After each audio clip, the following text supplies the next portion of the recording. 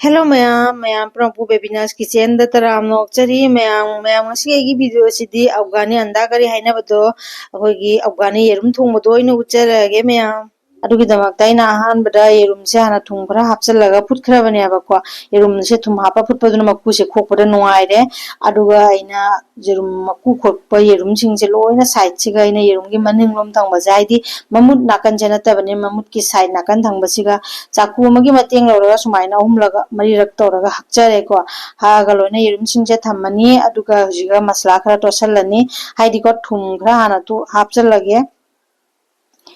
थुमसिगा यांग हल्दी पाउडर से अच्छे से हापगा फजना हाना तोछलगे तोटपसे खुदसिना दुम तो त्रेबको सुम मसला से हापचरगा खमसिना सुम सुमाइना नियगा सुम जायबको अरुगा सुमाइना मागे पुनमक्ता जेरुमिगी मागे पुनमक्ता लोना मसला है तोछले अरुगा थोंगनबगी नेना से मसला खरसु रेडी तौरे अदुदी काजू से मरु तरुक अमा लेरे चनम मोरो तेकपा सिंग तिलौसिना सुमाइना इन लोइना सेमगा थम्मगे हाना अदुगा से सेम तिलौजे सेमगजु थम्मे मसला सिंगे से मसला सिंगसिदने ना हापतोइसे अदुगा जामना मरु ओबा मना करिनो हाबिदा फदिगोम से मथौता यामना अदुना फदिगोम खरा लौरगा इन सेंगा जामदोगा मंदोगा टेंगोर अमा लौजरगा थम्मे अदुगा खांगसिगा मोइना थाव खरा हापचलेको थाव से हापगा संदोए अदुगा साइ सोइरगा थम्बा तिलौ चनम सिंगदो लोना हापचलगा ngौजरगे तिलौ से हापचलगा हाना ngौरनी को तिलौ सिना हाना ngौरनी अदुगा तिलौ से ngौरगा ngahak minute amagi matungda aina haptuise chanam jumu hapchalani chanam se hape sing si su hapchalage moro tekpa si su hapchalage aduga ai ji asise khabai sina pairaga ne okhairage 2 minutes kumba ai okhairaga ngorani ngौबा इसे low flame दनी को मई से जामना हाइगलगा ngौबदो नतेबा को हाइदि medium flame खंगे low flame खंगे तोरगा ngौबिरगा ngौरिबा मागि तिरौ चना मसला से असी से कान ngौदुइ नतेबा को अखोगी जाम हेंजन मुन्ना सु ngौदुइ नते हाइफेतनी ngौदुइ से मीडियम फ्लेम दा थमगा अर सुमाइना ngौरगा आइना खांगसेगी प्लेट अमा दा लोइना खाइदोकजरे मसला से अरुगा आई खांगसे टेंगदोरोय के से सुम थावरा हपचलगा मुयेरुम दु ngौदुइनेबा को अदो सुमाइन तिरौ चनम जिंगसे खाइदोगा सिगा थम्मे असिंगा इंहनदुइनेबा को असे इंहनबा ngaइबोइने इसिगा येरुम से ngौजरगे येरुम से ngौनबगिने थाव से कितंग हापगा खांगसेगा संदोकजरे अदुगा येरुम से थादरगा ngौरे येरुम सिगा आहान द तो फिसे आइना मसला से हाइदि जाइंगंगा थुंगा कतनेबा को मोरोक के मसला पाउडर द हाप किते हाइदि मोरोक हापचलगदी हानेना अदुगा हुजि लोरे ngौबगी लोरप मतम सिगा आइना मोरोक पाउडर से खरा हापचलगा ओखाइजरगे ओखाइरगा हुजि येरुम सिमु साइड लौथोगा ngak थम्मगेबा को सुमाइन तौना मसला से लोना तोसले तोसलगा येरुम से नाकंदा थम्मनी हुजि अदुगा हुजि आइना सिगा ngौगिबा तिलौ चनम सिंगदुसि इंगे इंगाबनि नाइना मिक्सर जार अमा लौरे मिक्सर जार सिगा आइना लोइना हापचनजरे अदुगा ngसागी फदिगोम दुदि ngौबदा हापखिदेदना को अदो हुजि तखाइबा सिगा हापतुइनेबा अदना फदिगोम सिसु हापचलगे काजू सिसु इंसाइ ngौबदा हापखिदे काजू सिसु दुम हिंगना हापिनी अदो काजू सिगा फदिगोम सिगदि ngौदबिदा हापचले अदुगा हुजि आइना जाना फजबा पेस्ट अमा सेमगेबा को अकुंबा पेस्ट अमानि सेंदुइसे मही लांगबा नतेबा को अदो सुमाइना तखाइजरे तखाइरगा मतुंगदि यौंगसे जाना कुंबा पेस्ट ओइद्रदो कलर सिसु फजरे संतक्का तौरगा को अदो सुमाइना तौना आइना पेस्ट सेमा सेमगा हुजि आइना सिगा मसला मपुम खरा थौरांग तौरे मेथी मपुम जीरा मपुम गोलमरिच इलायची दालचीनी असि सिंगजे आइना लोइना पुन्ना थम्मे थम्मगा सिगा मु आइना खांगसे मु टेंगदोगा थांगचरे असिगा थाव खजिगा मा हपचलगे थाव जामना हापतुइनेतेबो खितंग खितंग तौरगा हापिनेबको अदुना थाव से खजिका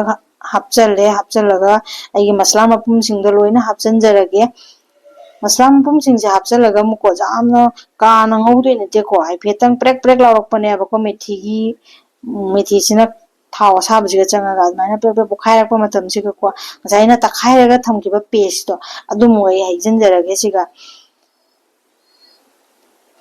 सुमाइना हाइजलगा कोइ चामचना ओखाइजरे खाबैना ओखाइरसु जाइदि दुम चामचना ओखाइरगे को अदुगा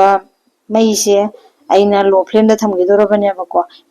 लो फ्लेम नत्रगसु मीडियम फ्लेम दा थमबा जादो मैदि याना कलहनबदि यादे चांग अमदा इसाना खंगने असे अइना सुमाइना ओखाइरगाने मिनिट अमगुम्बा अइना ओखाइरनिको ओखाइर मतुंग अइना सिगा हापिसे जायंग पाउडर दो हल्दी पाउडर हापचले मोरक पाउडर दुसु खरा हापचलगे अदुगा जीरा पाउडर दुसु खरा हापचलगे हापचलगा को इसिंग खजिक अमा हापचलगा आई ngौरनेबको असे मैसे जामना कनबा नते अदुगा अमकमु इसिंग जु जामना हापा यादेबको असे हाइपे कतने ने इसिंग से हापतोइसे माइना इसिंग जे खजिक खक हापचरे हापचरगा अमकमु के चामचसिना आइना रोन संदोकचरगे चामच नत्रसु जाय खाबैनो रसे आई दिम चामचसिना सुम तौरेबा लोइना संदोए असिसे मैसे हुजिक आइना लो फ्लेम दनि थमिसे लो फ्लेम गा मीडियम फ्लेम गा दनि असिग इंजांग सिना थोंदुइसे अदो हुजिक अमकमु मैसे हाइपे लेखलगा मीडियम फ्लेम दा मु थम्मे मीडियम फ्लेम दा थमगा ngahak सौदोलेबको मिनिट अनि गुम्बा ngahak सौदोले सुमाइन तपि तपि तौना अदुगा सौदो मतुंग दा हुजिक थुम खजिक अमा हापचलगे थुमसे अइना चामचसिगा अइना चागदबा चांग मतुंग नि इसागे मोन मतुंग नि हापचनजरे थुमसे हापचलगदिको अइना ngौरिबा इंजांग सिगि इसिंग गतंग थादोरकनेबा तुमता मागी मही से गतंग लिक्विड टाइप तुमता ओइरेयेबको अदुगा सुमाइना ngahak मिनिट अनि गुम्बा सौरे सौरबा मतुंग दा अइना हुजिक अमकमु मीडियम फ्लेम दा लेरंबा मही से पूरा लो फ्लेम दा थमगरबनिको दही से आपको मतमददी पूरा लो फ्लेम दा थमदबा जादे दही से अइना चामच अनि खा हापचनजरे चामच अनि खा हापचरगा फजना खुदसिना चामचसिना संदोहल्लेबको दही से हापा मतमदा मई से कदौनुंगदा मीडियम दसु थंबा यादे हाई फ्लेम दसु थंबा यादे लो फ्लेम दा अदुगा दही से सुमाइना संदोरे संदोग मतमदा मीडियम फ्लेम दा थम्मेको मीडियम फ्लेम दा हुजिक थम्मनी थम्मा ngahak सौदोरा मतुंगदा अमकमु आइना लौरिसे अमूल फ्रेश क्रीम दा अदुरा चामच अनि खा हापचनजरे हापचलगा सिमोई संदोकचरगा खाबैसिना ओखाइरगा मिक्स तौसले फजना पुंजललेको अदो ओखाइरा फजना ओखाइरगा ngahak amu asise सौरने को मई सिसु असिसे मीडियम फ्लेम दनि ना थमिसे अरो ngahak सुमाइन सौदोले मीडियम फ्लेम दा थौरबा मतुंगदा ngasai येरुम खरा आइना ngौरबा थंगिबा येरुम सिंदो आइना लोइना सिदा हापचनजरे हापचलगा असिमु ngahak सौहलगे हाइदिको येरुम ngौबसिगी कारक कारक से तंगाई माने हाइदि आइना ngasai हक्खिबदो अदुगा मु आइना महाव से चंगनबैना चामचसिना कोलो कोलगा मसला से हापचनबनेबको असिगी हिंजांग से मही जामना लांगबा यादे मही लांगद्रगसु खजि खकना ओकपनी चाबदा साथेना हावबनी सिगी हिंजांग से अदो हिंजांग से सुमाइना ngahak सौदोले ngahak सौबा से मई से हाइगलगा सौलेंते को मीडियम फ्लेम दा दुम सौलेन पिदि पिदि अदुगा हुजिक मोइना सिगा हापचनजरगे गोलमरिच पाउडर दो अदो आइना खरा हापचले अदुगा सिना गरम मसला पाउडर दो सो हाइपे कतंगनेबको हाफ टीएसपी को ओइगदरा गना अदो सुमाइना हापचले हापचलगा मु असिमु ओखाइ जरेबको ओखाइरगा ngahak मु सुम सौहनगेको सौहनबदुगा अदो ngahakरि खाबैसिना ओपगी मथौ ताइ हाइदि महीगी सरुक याम जाउदबनिना नेको खाबैसिना सुम ओपिबा खरा खरा ओपिरगा येरुमसे लेंगा लेंगागा महाउसे मागी हक्खिबा येरुमसिगा आइना हक्खिबसे असिगा महाउगे चंगहनबिबा अदुगा सुमाइना थोंगबा लोइरगा आइना खाइदोकचरे मयाम खाइदोबनिना कदनि चाबन चालनिको अरे येरुमसे सतेना हावबनि सिगी कुटोंगसे तनगासु चाबा जारे चाकसु चाबा जारे हिंजांगसु जामना मथौ तादबनि अदाइदि चानबि चाकसु खाइदोकचरे अदुगा सिगा सलाद अमसु जाउरे